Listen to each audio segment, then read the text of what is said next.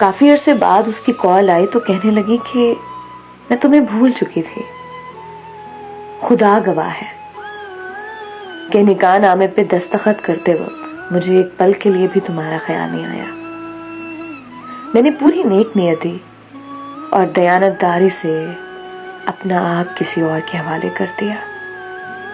شادی کی اگلی صبح جب میری ساس نے سارے گھر والوں کے لیے ناشتہ بنانے کو کہا تو مجھے ایک دم سے تمہاری یاد آئی، جب تم نے کہا تھا کہ شادی کے بعد تمہاری مہندی اترنے تک کسی کام کو ہاتھ نہیں لگانے دو گے۔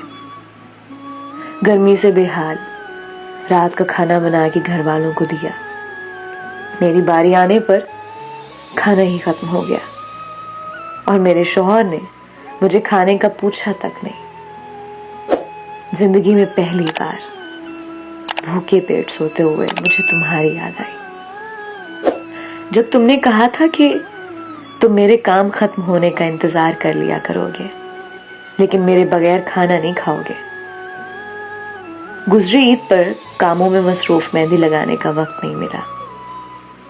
چاند رات کو میرا شوہر اپنی بہن کو چوڑیاں دلانے کے لیے گیا اور میری ساس نے مجھے یہ کہہ کر نہ جانے دیا کہ تم مہندی چوڑیاں لینے جاؤ گی تو ہزاروں کام ویسے ہی پڑے رہیں گے، وہ کون کرے گا؟ مجھے امید تھی کہ میرا شوہر میرے لیے چوڑیاں لے کر آئے گا لیکن وہ نہیں لایا۔ مجھے اس وقت تمہاری اتنی یاد آئی کہ میں بھاگ کر الگ روم میں چلی گئی، جی بھر کر میں روتی رہی۔